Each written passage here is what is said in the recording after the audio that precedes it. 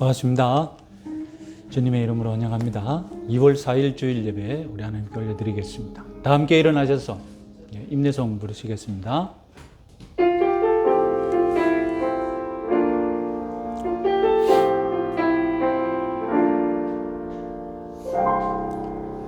우리 모두 예배하는 자 되어 온전히 영과 진리로 주를 예배하자. 주가 우리와 함께 영원히 함께 하시고 마르지 않는 샘물로 우릴 채우시리라. 우리 모두 예배하는 자 되어 온전히 영과 진리로 주를 예배하자. 주가 우리와 함께 영원히 함께 하시고 마르지 않는 샘물로 우릴 채우시리라. 주하게 맞춰서 묵상기도 드리시겠습니다.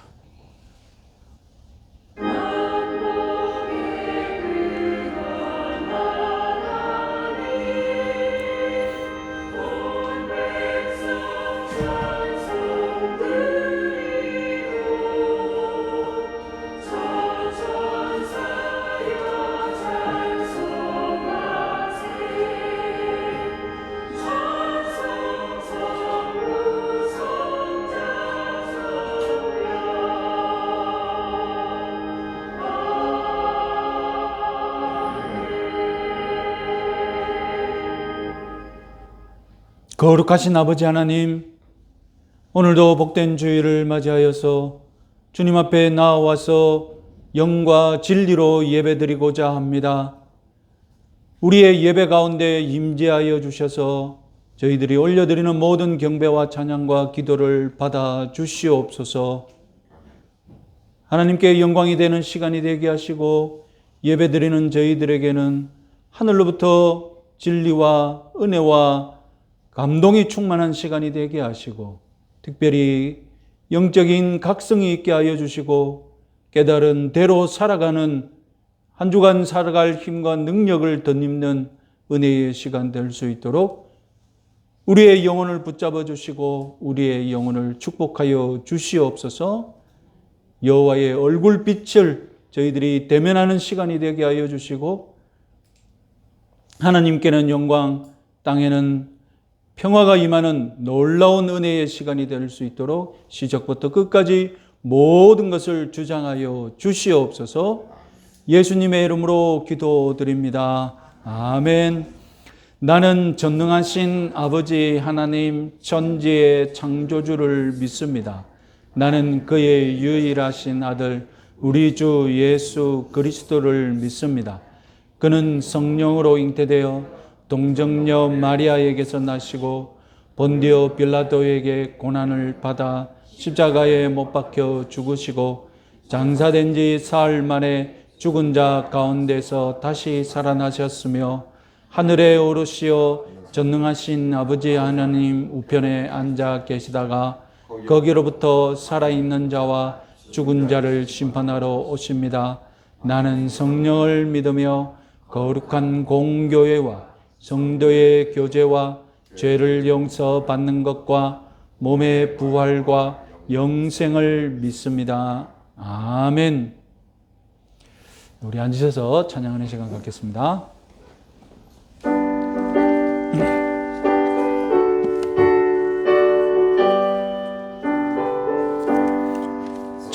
찬송하는 소리 있어 사람 기뻐하도다. 하늘 아버지의 이름 거룩하도다. 세상 사람 찬양하자. 거룩하신 하나님께 할렐루야 할렐루야 할렐루야 아멘. 하나님의 나라 권세 영원토록 있도다. 하나님의 영광 나라 거룩거룩하도다. 하늘 보좌 계신 주님 세상 주관하시도다. 할렐루야 할렐루야 할렐루야 아멘. 하나님의 크신 섭리 그 뜻대로 되도다. 우리 아버지의 뜻은 거룩거룩하도다. 주여 속히 임하소서. 기쁜 날을 주옵소서. 할렐루야 할렐루야 할렐루야 아멘 아멘.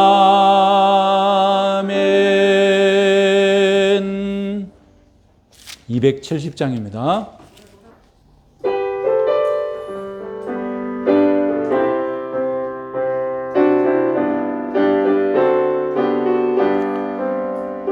편찮는 주님의 사랑과 거룩한 보혈의 공로를 우리 다 찬양을 합시다. 주님을 만나볼 때까지 예수 노래를 깨끗게 하시는 주시니 그의 배 우리를 눈보다 더 희게 하셨네. 우리를 깨끗게 한 피는 무궁한 생명의 물일세. 생명의 구원을 받은 자 하나님 찬양을 합시다. 예수는 우리를 깨끗게 하시는 주시니 그의 배 우리를 눈보다 더 희게 하셨네. 주님의 거룩한 보혈을 날마다 입으로 간증해 담대히 싸우며 나가세. 천국에 들어갈 때까지 예수는 우리를 깨끗게 하시는 주시니 그의 배 우리를 눈보다 더 희게 하셨네. 십자가 단단히 붙잡고 날마다 이기며 나가세. 머리에 면류관 쓰고서 주 앞에 찬양할 때까지 예수는 우리를 깨끗게 하시는 주시니 그의 배 우리를 눈보다 이게 하셨네.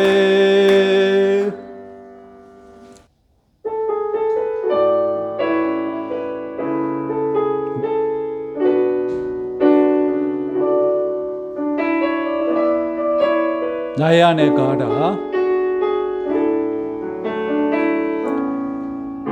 나의 안에 거하라. 나는 내 하나님이니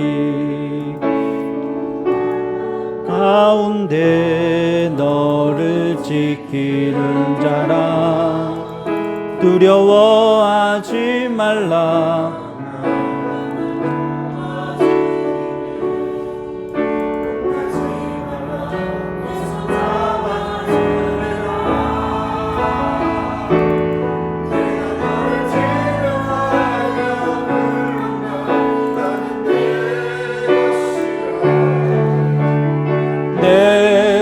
것이라 너의 하나님이라 내가 너를 기뻐하고 존귀하게 여기노라 너를 사랑하는 내 여호와라 나의 안에 거라 나의 안에 거하라 나는 내 하나님이니 모든 환난 가운데 너를 지키는 자라 두려워하지 말라 내가 널 도와주리니 놀라지 말라 내 손 잡아주리라 내가 너를 지명하여 불렀나니 너는 내 것이라 너의 하나님이라 내가 너를 보배롭고 존귀하게 여기노라 너를 사랑하는 내가 너를 지명하여 불렀나니 내가 너를 지명하여 불렀나니 너는 내 것이라 너의 하나님이라 내가 너를 보배롭고 존귀하게 여기노라 너를 사랑하는 내 여호와라 너를 사랑하는 내 여호와라. 우리를 대표해서 강민창 목사님 기도하시겠습니다. 기도하겠습니다. 거룩하신 하나님, 만복을 하나님의 택한 백성들에게 내려주시기를 기뻐하신 하나님, 우리가 하나님의 율법에 마음을 두고 하나님의 말씀대로 순종하고 사는데 천하에 뛰어나게 하시고 모든 복을 한량없이 내려주시기를 기뻐하신 하나님, 여기 모여있는 모든 하나님의 백성들이 말씀 공동체요 율법을 지키는 하나님의 백성들, 난 하나님을 아버지로 모시고 살며 아버지의 돌보심과 인도하심을 받는 하나님의 영적 가족의 일원이 된 것을 감사하고 찬송합니다. 하나님의 영광스럽고 영원하신 계획은 불변하시며 하나님의 백성과 맺으신 언약은 변개치 아니하십니다. 그 언약에 근거하여 하루하루를 살며 인생이 반석 같은 삶과 같이 건축하게 하시니 모든 것이 하나님의 은혜입니다. 우리의 죄악을 돌아볼 때, 우리의 연약함을 돌아볼 때, 우리의 본과와 실수들과 죄악들을 돌아볼 때 우리의 가슴은 아프고 회개하지 않을 수가 없습니다. 그러나 우리의 죄악에도 불구하고 모든 죄를 사하시고 우리를 거룩하게 하시며 그리스도를 닮게 하시는 모든 하나님의 은혜의 계획과 거룩함에 이르게 하시는 모든 하나님의 고난과 완전하신 계획을 찬송합니다. 우리가 함께하는 공동체, 영적인 가족을 우리에게 주신 것을 감사합니다. 바로 우리 혁신교회입니다. 늘 보배로운 말씀과 다듬어진 정한 진주 같은 말씀을 우리가 내려주시는 것을 감사합니다.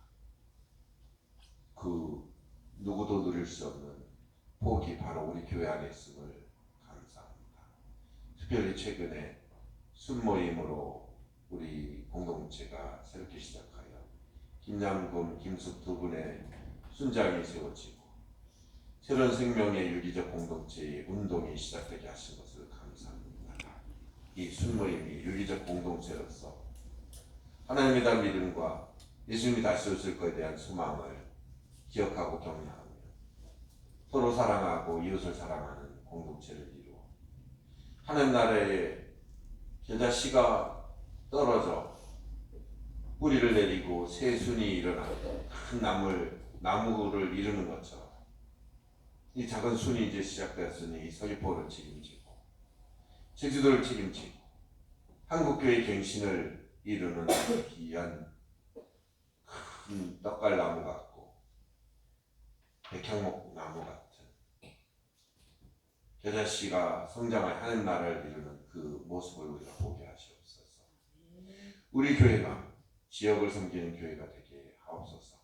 서귀포 지역에 수많은 고통과 절망에 있는 자들을 찾아내게 하시고 주님의 눈으로 그들을 바라보고 하나님의 구원과 치유와 회복을 선물해 주는 교회가 되게 하옵소서. 행복하고 건강한 가정들, 행복하고 기쁨과 희락이 있는 인생들, 바로 우리 교회를 통하여 이 지역에 선물하여 주시옵소서. 서귀포 혁신교회가 먼저 그런 건강한 가정에 기초한 교회가 되어야 되겠습니다. 먼저 하나님 나라의 모습들, 교회 천국이 이루어져야 되겠습니다. 가정 천국이 이루어져야 되겠습니다. 심령 천국이 이루어져야 되겠습니다.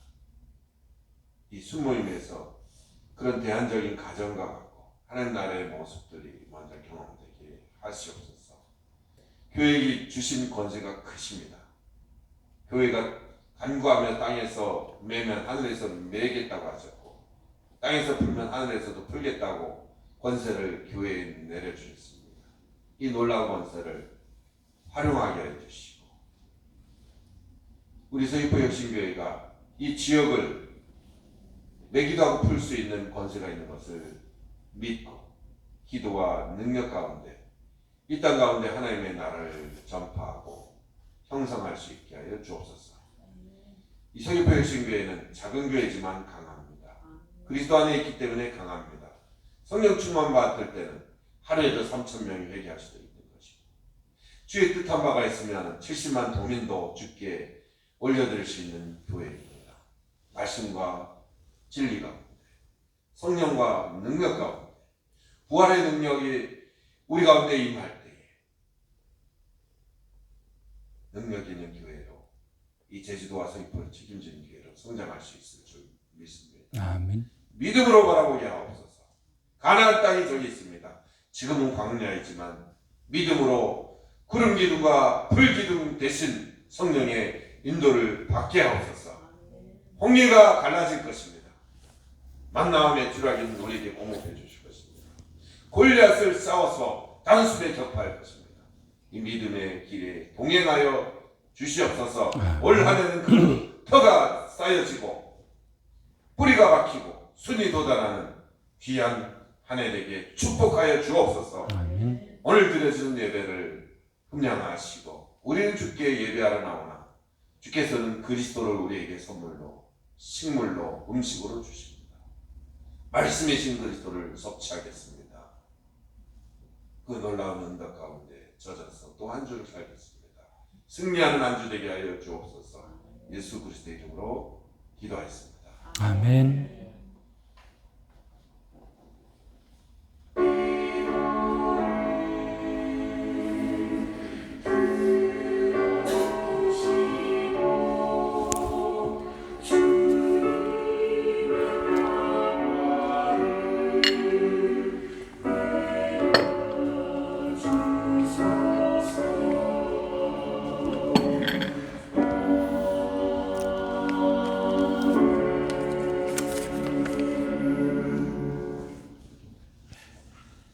성경 말씀 창세기 4장 5절에서 15절까지의 말씀입니다. 창세기 4장 5절에서 15절 우리 같이 읽겠습니다. 가인과 그의 재물은 받지 아니하신지라 가인이 몹시 분하여 안색이 변하니 여호와께서 가인에게 이르시되 네가 분하여 함은 어찌 됨이며 안색이 변함은 어찌 됨이냐 네가 선을 행하면 어찌 낯을 들지 못하겠느냐 선을 행하지 아니하면 죄가 문에 엎드려 있느니라 죄가 너를 원하나 너는 죄를 다스릴지니라. 가인이 그의 아우 아벨에게 말하고 그들이 들에 있을 때에 가인이 그의 아우 아벨을 쳐 죽이니라. 여호와께서 가인에게 이르시되 내 아우 아벨이 어디 있느냐? 그가 이르되 내가 알지 못하나이다. 내가 내 아우를 지키는 자니까. 이르시되 네가 무엇을 하였느냐?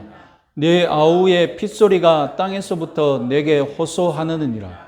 땅이 그 입을 벌려 네 손에서부터 내 아우의 피를 받았은즉 네가 땅에서 저주를 받으리니 네가 밭을 갈아도 땅이 다시는 그 효력을 내게 주지 아니할 것이요 너는 땅에서 피하며 유리하는 자가 되리라.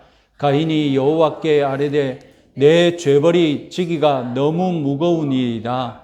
주께서 오늘 이 지면에서 나를 쫓아내시온즉 내가 주의 낯을 배웁지 못하리니 내가 땅에서 피하며 유리하는 자가 될지라. 무릇 나를 만나는 자마다 나를 죽이겠나이다. 여호와께서 그에게 이르시되 그렇지 아니하다. 가인을 죽이는 자는 벌을 7배나 받으리라 하시고 가인에게 표를 주사 그를 만나는 모든 사람에게서 죽임을 면하게 하시니라. 아멘. 예, 우리는 지난주에 이 가인과 아벨의 이야기에서 한 가지 의문에 주목했었죠. 바로 왜 가인의 제물은 안 받아지고 아벨의 제물만 받아들여졌는가? 자, 이 의문은 이 이야기의 핵심, 가인의 살인 사건의 원인과 직결되어 있습니다. 오늘은 가인의 살인과 하나님의 심판에 대해서 주목해 보겠습니다.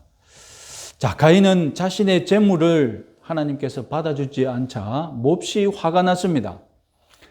우리 성경은 안색이 변했다라고 번역했지만 히브리어 원어와 영어 성경은 얼굴을 숙였다라고 번역합니다. 하나님을 대면하기가 싫었던 것입니다.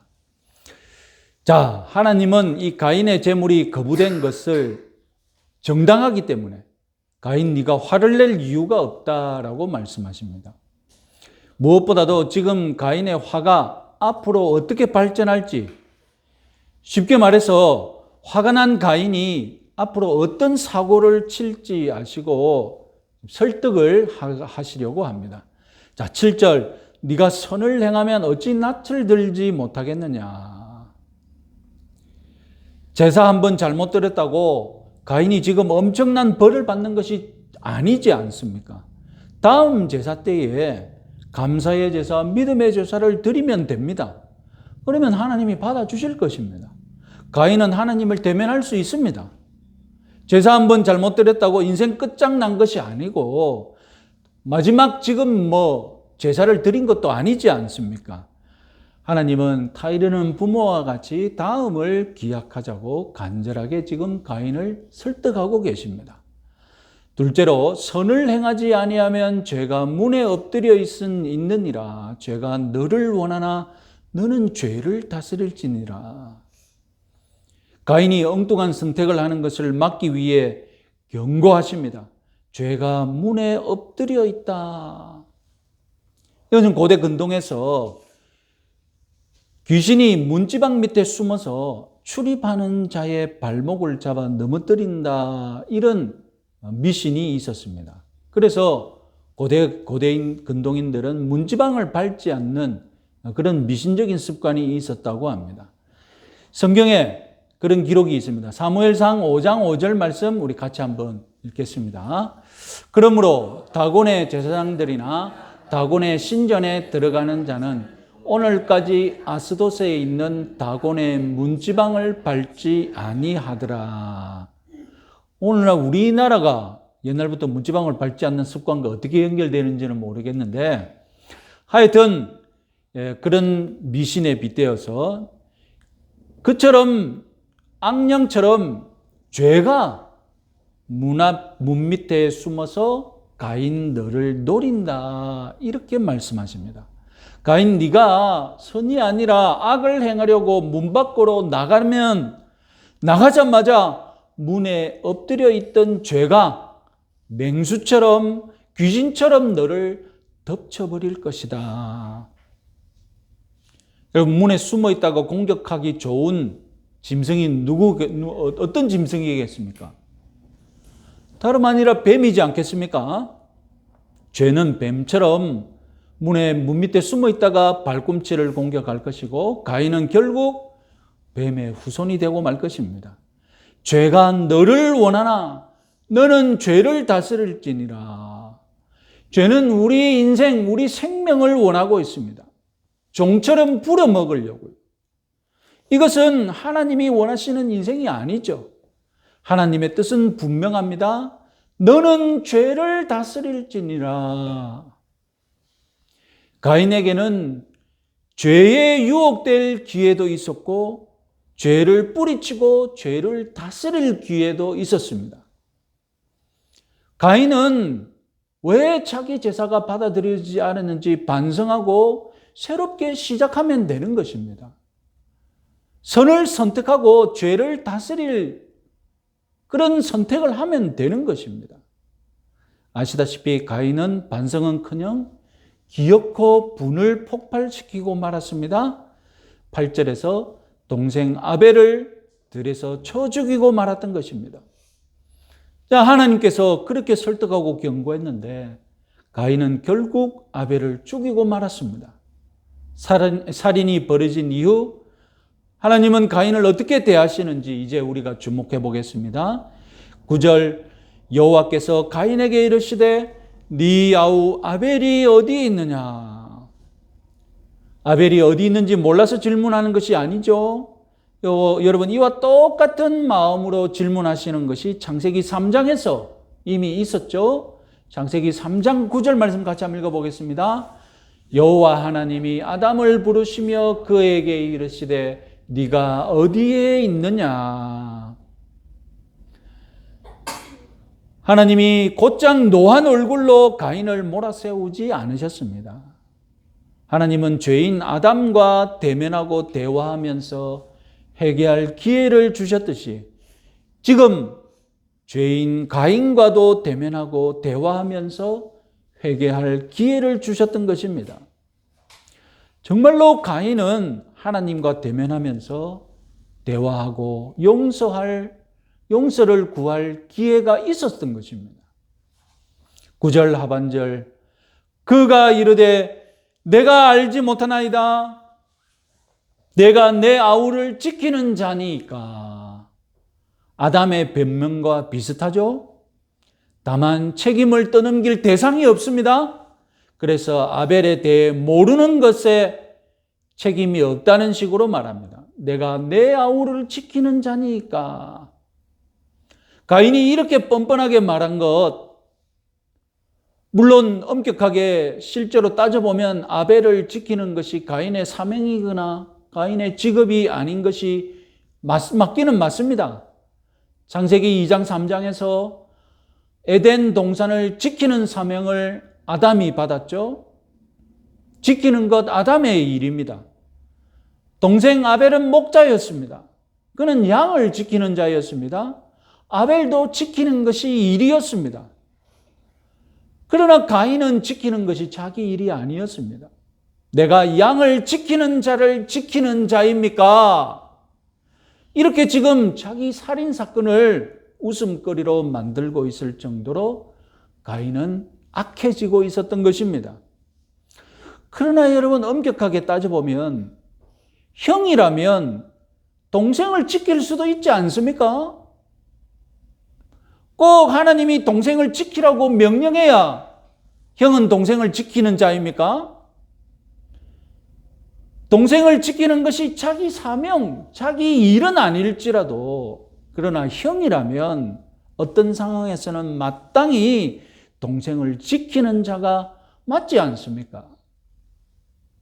그러니 형 가인은 동생 아벨을 지키는 자인 것을 부인해서는 안 됩니다.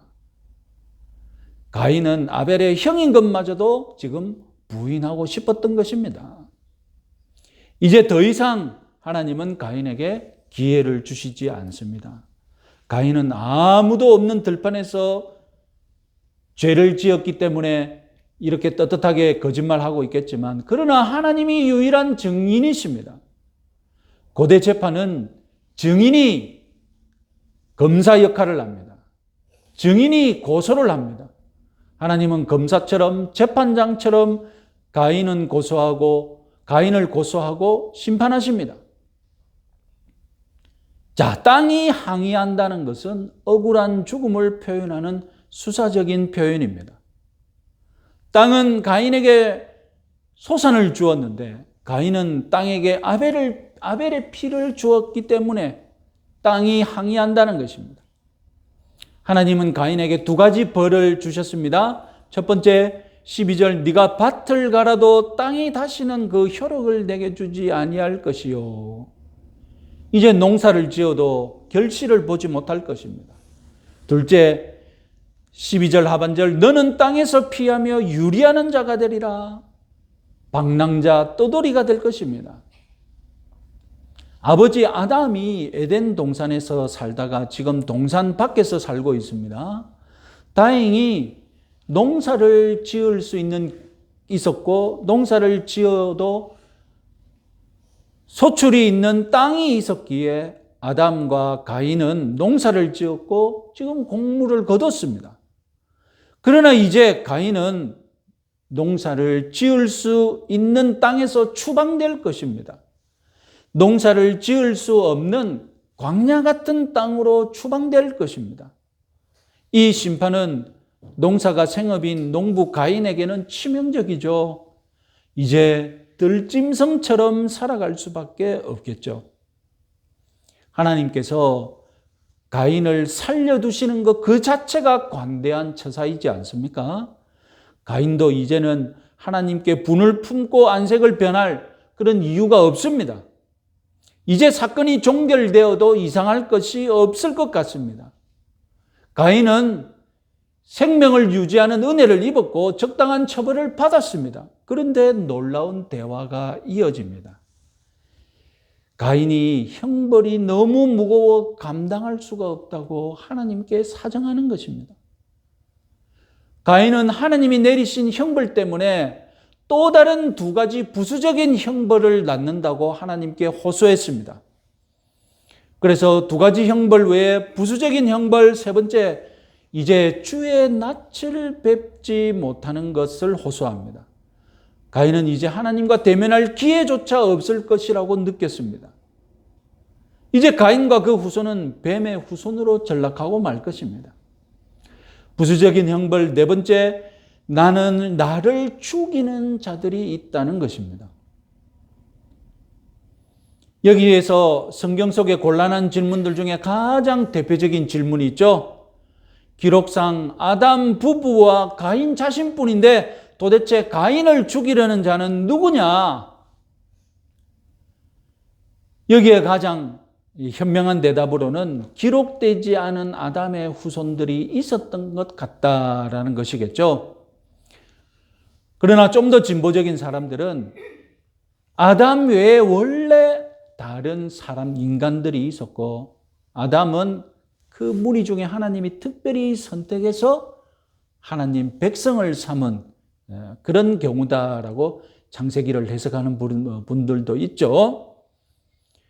자, 고대 유대 문헌에 의하면 아담 부부는 딸도 둘을 낳았고 그 이름까지 고대 유대 문헌에는 알려져 있습니다. 정확한 것인지는 모르죠. 전설 비슷한 것이겠죠. 그래서 아담의 유언이라는 고대 문헌에 의하면 사실상 가인이 아벨을 죽인 이유, 그것은 여자 때문일 것이다. 치정살인극이다. 이렇게 해석하기도 합니다. 자, 어쨌든 우리가 추측에 의해서 기록되지 않은 아담의 후손이 있었고 만약에 가인의 집안과 아벨의 집안이 따로 있었다면 아벨의 집안에서 이제 가인에게 복수를 할 수 있습니다. 고대에는 공권력이 없었기 때문에 사적으로 복수하는 것이 인정되었습니다. 피해 복수를 하는 것, 이것은 가족의 명예를 지키는 방법입니다. 그래서 명예살인이라는 것이 지금 그 근동 지방에 아직도 고대 근동이나 아프리카 지방에 남아있지 않습니까? 자, 가인이 두려워하는 것이 무엇입니까? 이런 명예살인, 피해 복수를 지금 두려워하는 것이었다라고 우리는 이어서 추측할 수 있습니다. 자, 여러분이 살해당한 피해자의 가족이라면 저렇게 뻔뻔스럽게 요청하는 이 살인자를 향해 여러분 뭐라고 하겠습니까? 그런데 하나님께서 놀라운 반응을 보이십니다. 가인의 호소를 들어주시는 것입니다. 그래서 가인이 목숨만은 유지하도록 조처하십니다. 첫 번째 조치는 가인을 죽이는 자에게 벌을 7배나 내리는 것입니다. 문자 그대로 해석하자면 가인을 죽인 살인범은 그 가족 7명이 죽임을 당하는 벌을 받을 것입니다. 아니면 7대까지 죄의 책임을 지게 한다는 뜻일 수도 있습니다. 상징적으로, 문학적으로 해석하자면 하나님께서 철저하게 반드시 7이 완성을 뜻하는 완성을 상징하고 있기 때문에 반드시 철저하게 보복하신다는 뜻이 되겠습니다. 두 번째 조치는 가인에게 표를 주신 것입니다. 가인과 아벨의 이야기에서 우리가 제일 먼저 궁금한 질문이 무엇이었습니까? 궁금한 의문이 무엇이었습니까? 왜 아벨의 제사만 받으셨나 였죠? 두 번째 궁금한 것이 뭐였습니까? 가인을 죽이려고 덤비는 자가 누구냐 였죠? 세 번째 궁금한 것이 바로 가인이 하나님에게서 받았던 표가 무엇이냐? 어떤 고대 유대 문헌에 의하면 개라고 해석합니다. 개가 사납게 짖어서 가인을 보호해 주었다는 것입니다. 그러나 현재 다수의 그럴듯한 설득력이 있는 해석은 문신입니다. 가축 엉덩이에 인을 찍는 것 같이 문신이라기보다는 낙인이라는 표현이 더 어울리겠죠. 아마도 그 당시 하나님이 보호하신다는 것을 나타냈던 낙인이 있었던 것 같습니다. 그럼 낙인이라면 어디에 찍었을까요? 가축은 엉덩이에 찍습니다. 왜 그렇습니까? 엉덩이가 넓고 잘 눈에 띄기 때문입니다. 낙인이 찍기 좋기 때문입니다. 그럼 사람인 경우 낙인을 엉덩이에 찍으면 어떻게 되겠습니까? 안 보이니까 효과가 없죠. 그죠? 보이라고 낙인을 찍는 건데 사람이라고 엉덩이에 낙인을 찍으면 안 되죠. 그래서 노예의 경우 낙인을 어디에 찍습니까? 이마나 뺨에 찍죠. 그래서 가인도 낙인을 보여줄 때마다 여러분 엉덩이에 찍으면 내 하나님께서 보여준다고 엉덩이를 까는 것도 그 웃기는 일이잖아요. 그러면 하나님이 가인에게 너는 내가 지키는 자다. 너를 지키면 죽이는 사람은 안 된다라고 보여주시기 위해 낙인을 찍을 장소가 가장 좋은 것이 어디입니까? 이마나 뺨이 되겠죠. 그래서 이마에 입 맞은 자의 원조가 바로 가인인 꼴이 되는 것입니다. 아이러니하게도 계시록에 가면 이마에 입 맞은 자는 하나님이 보호하시는 자인데, 물론 창세기에서도 가인이 여러분 이 인을 통해서 하나님이 약속하시는 것이 무엇입니까? 너의 생명만은 내가 반드시 지켜주겠다는 뜻이지 않겠습니까? 이마에 입 맞은 자의 원조, 아이러니하게도 가인이라고 볼 수 있겠습니다. 자, 표가 우리가 이마에 맞은 인일 것이다 라고 해석했는데, 어쨌든 그것이 무엇이었든 아담 부부에게 가죽 옷을 주신 것과 지금 같은 상황이지 않습니까? 살인범 가인일지라도, 심판받은 가인일지라도 하나님은 가인의 호소를 들어주셔서 그의 목숨만은 유지시켜 주었는 것입니다. 여러분, 구약의 하나님은 불의 하나님, 심판하시는 하나님이시고, 신약의 하나님은 사랑의 하나님으로 여러분 느껴지십니까? 구약의 하나님은 문제 있는 하나님이고, 신약의 하나님은 문제를 해결하시는 하나님으로 여러분 알고 계십니까? 구약이나 신약이나 하나님은 동일하신 분이십니다. 구약의 하나님도 신약의 하나님과 똑같이 죄인을 사랑하시고 죄인의 호소에 귀를 기울이시고 어쨌든 살리는 방향으로 그에게 은혜를 베푸시는 자비로운 하나님이신 줄 믿으시기 바랍니다. 자, 오늘 본문에서 우리는 죄에 대해서 배워야 합니다. 결국 가인의 이야기는 죄의 이야기입니다. 먼저 죄의 시작점부터 다시 거슬러 생각해 봅시다. 가인의 이야기는 예배 이야기에서부터 시작되었죠. 가인은 하나님께 예배 드리는 것에서 실패했었습니다. 그래서 그 실패가 발전해서 들에서 동생을 죽여버렸습니다. 예배에 실패하니 일상에서 문제가 생긴 것입니다. 예배의 문제가 곧 일상의 문제로 확대되는 것입니다. 여러분, 예배에 실패하면 여러분들의 일상에서, 직장에서 진노를 쏟아낼 일을 만날 것입니다. 예배에 성공하면 일상에서 진노를 만나는 그런 일을 만나더라도 우리는 이길 수 있습니다. 죄를 이길 수 있습니다. 우리가 하나님을 믿는 사람인 이상 하나님께 예배하는 일에 성공하는 것이 나머지 삶에서도 승리할 수 있는 비결임을 믿으시기 바랍니다. 하나님께 예배하는 일에 실패하면 우리 일상에서도 실패할 일을 만나고 말 것입니다. 자, 다음으로 죄는 이 에덴 동산에서 부부관계를 망치더니 이제 에덴 밖에서 형제관계도 망칩니다. 죄의 궁극적인 목표가 무엇이겠습니까? 그것은 가정 파괴입니다. 사탄의 입장에서 가장 효과적으로 세상을 망치는 가장 효과적인 일이 무엇이겠습니까?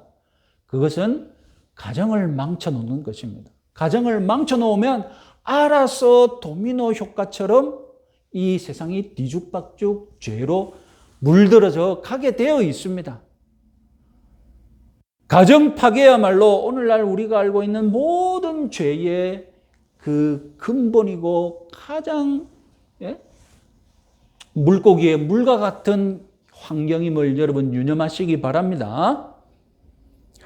그리고 죄는 그 질이 점점점 떨어집니다. 죄의 수준은 시간이 지날수록 저질이 됩니다. 자, 무슨 말이냐? 아담과 하와는 목표가 무엇이었습니까?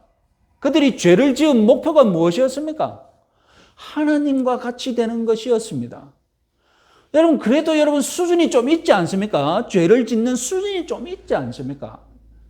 우리가 하나님과 같이 좀 되어보자. 그런데 가인은 어떻습니까? 동생을 질투했죠? 하나님께 대한 불만을 동생을 질투함으로 풀어버렸습니다. 질투가 살인이 되어버렸습니다. 얼마나 저열하고 황당한 범죄입니까? 처음에는 고상한 대의 명분으로 사람은 원래 죄를 짓습니다. 처음에 죄를 지을 때 우리는 고상한 대의 명분을 내세우면서 죄에 접근하기 시작합니다. 익숙해지면 어떻게 되겠습니까? 이제 그 명분이 저질로 떨어집니다. 그래서 이제 죄는 고상해졌다가 저질로 향하게 되어 있단 말입니다. 죄는 사람을 갈수록 저질로 만드는 것을 유념하시기 바랍니다. 여러분, 이 이야기의 하이라이트가 어디에 있습니까?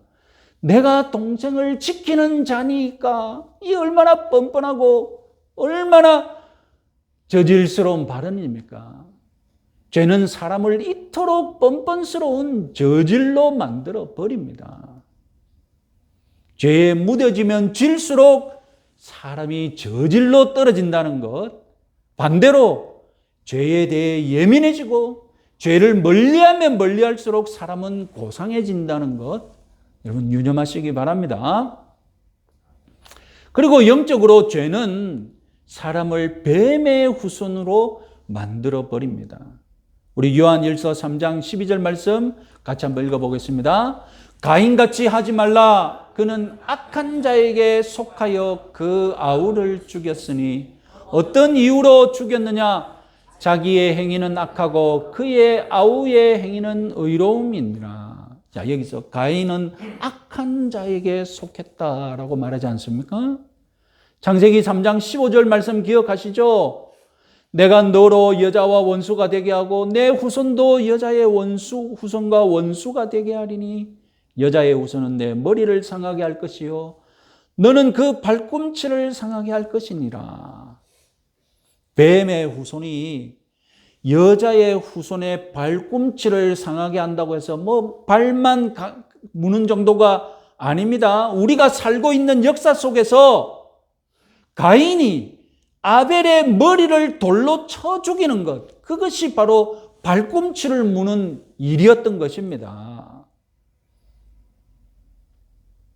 뭐 발꿈치를 문다고 해서 가볍게 여러분 뭐 유혹하는 정도가 아닙니다.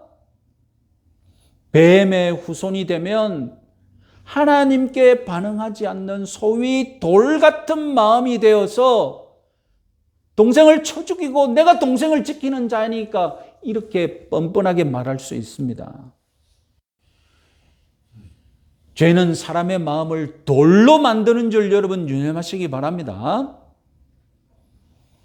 하나님께서 처음에 가인에게 경고할 때 가인은 아무 말도 하지 않았습니다. 하나님께 무반응하는 것, 돌처럼 입 닫고 지내는 것, 하나님께 돌 같은 마음으로 나아가는 것, 그것이 가장 무서운 징조입니다. 돌이 되었을 때, 그 사람 마음이 돌이 되었을 때 동생을 죽여놓고 내가 동생을 지키는 자니까 이렇게 말할 수 있다니까요. 저와 여러분들도 하나님께 반응하지 않고 하나님께 입 닫고 살면 점점 돌 같은 심령으로 변화됩니다. 이것이 무서운 겁니다. 돌이 되기 시작하면 무슨 일이 벌어질지 모르는 거예요. 우리가 믿음을 가진 신자라면 회개하고 하나님께 반응해야 합니다. 여러분, 죄는 멀리 있지 않습니다. 내가 죄인이 되려면 많은 시간과 많은 과정 그렇게 필요하지도 않습니다.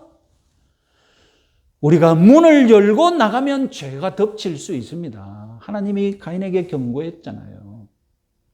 네가 문을 열고 나가면 악을 향하려고 위해 문을 열고 나가면 문 앞에 숨어 있었던 죄가 너를 덮칠 것이니라. 문만 열고 나가도 죄가 우리를 덮친다니까요. 아니, 심지어는 우리가 문 안에 있더라도 우리는 타락한 본성으로 죄로부터 자유로울 수가 없습니다. 성령님이 지켜주셔야 합니다. 성령님이 우리의 힘이 되어 주셔야 합니다. 여러분, 이런 명문장이 있습니다. 같이 한번 읽어보겠습니다. 죄의 견인력이 인간의 노력을 이긴다. 자, 견인력이라고 어려운 단어가 있는데 견인차 생각하시면 쉽겠죠? 끌어당기는 힘입니다. 죄는 사람을 끌어당기는 힘이 있는데 쉽게 말하자면 죄가 끌어당기는 힘을 인간이 아무리 끌려가지 않으려고 버틴다고 해도 이길 수 없다는 것입니다. 결국 죄가 한번 끌어당기면 사람은 끌려가게 되어 있다는 것입니다. 내가 죄를 다스리느냐, 죄가 나를 다스리느냐, 내가 죄에 끌려가느냐, 내가 죄를 끌고 가느냐, 이것이 바로 신앙생활이며 영적 전쟁입니다. 어떻게 이기겠습니까? 갈라디아서 5장 16절 분명하게 말씀하시지 않습니까? 같이 한번 읽어보겠습니다. 너희는 성령을 따라 행하라. 그리하면 육체의 욕심을 이루지 아니하니라. 성령도 우리를 끌어가기를 원하신다니까요. 우리가 성령께 끌려가면, 성령을 따라 행하면 죄에 끌려가지 않을 수 있다는 것입니다. 타락한 인생들의 타고난 능력으로는 죄에 끌어당기는 힘을 버텨내기 힘듭니다. 그래서 성령 하나님께서 우리 안에 거하시는 것입니다. 우리 안에 힘이 되어 주시기 위해, 우리 인생을 끌고 갈 새로운 에너지, 새로운 힘이 되어 주시기 위해, 죄를 이길 힘을 주시기 위해 성령님이 계시는 것입니다. 이번 한 주간도 성령의 도우심으로 죄와 싸워 이기는 여러분들 되시기 바랍니다. 찬양 보소서 주님 나의 마음을 찬양하도록 하겠습니다.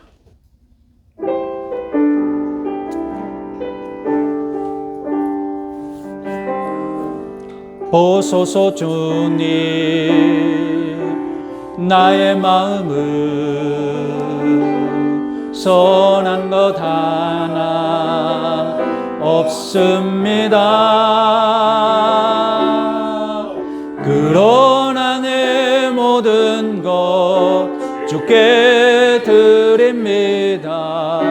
사랑으로 안으시고 날 새롭게 하소서. 주님 마음 내게 주소서. 내 아버지 주님 마음 내게 주소서. 나를 향하신 주님의 뜻이 이루어지도록 주님 마음 내게 주소서. 보소서 주님, 보소서 주님 나의 마음을 선한 것 하나 없습니다. 그러나 내 모든 것 주께 드립니다. 사랑으로 안으시고 날 새롭게 하소서. 주님 마음 내게 주소서. 내 아버지 주님 마음 내게 주소서. 나를 향하신 주님의 뜻이 이루어지도록 주님 마음 내게 주소서. 주님 마음 내게 주소서. 주님 마음 내게 주소서. 내 아버지 주님 마음 내게 주소서. 나를 향하신 주님의 뜻이 이루어지도록 주님 마음 내게 주소서. 주님 마음 내게 주소서.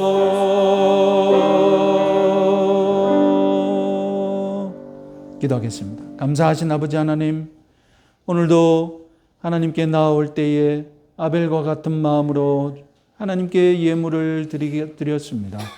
하나님 기쁘게 받아 주시옵소서.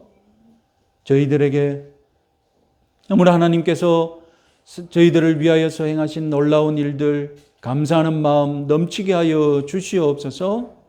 하나님께 예배드리고 하나님께 예물 드림을 하나님 저희들 마음이 기뻐하게 하여 주시고 주저하지 않게 하시고 가인과 같은 마음 품지 않게 하여 주시옵소서.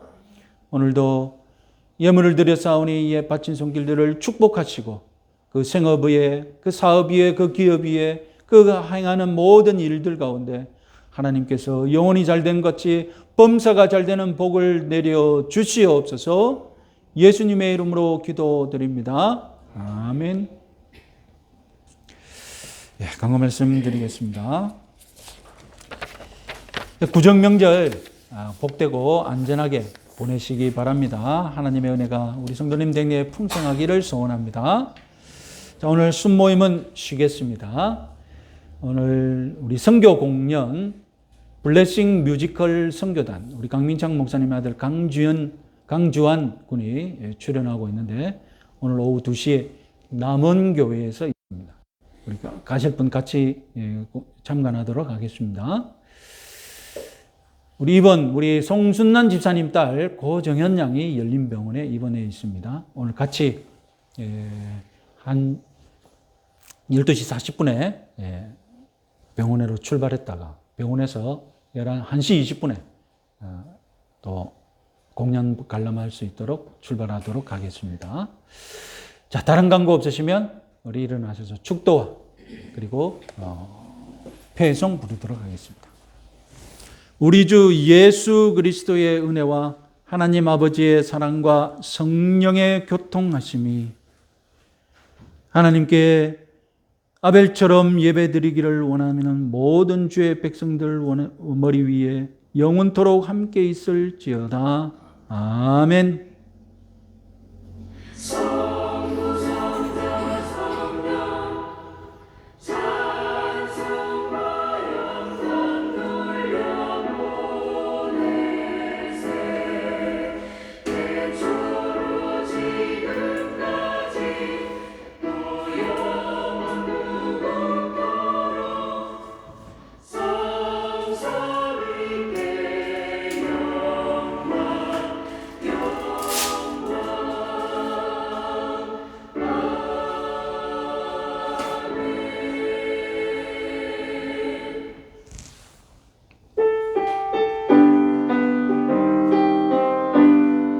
시작됐네.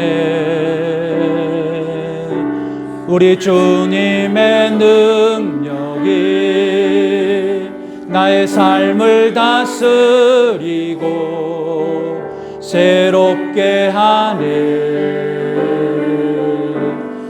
자유하네. 죄와 사망으로부터 나의 삶은 변하구나. 충만하네. 은혜로다. 주의 은혜 한량없는 주의 은혜 은혜로다. 주의 은혜 변함없는 신실하신 주의 은혜로다. 은혜로다. 주의 은혜 한량없는 주의 은혜 은혜로다. 주의 은혜 변함없는 신실하신 주의 은혜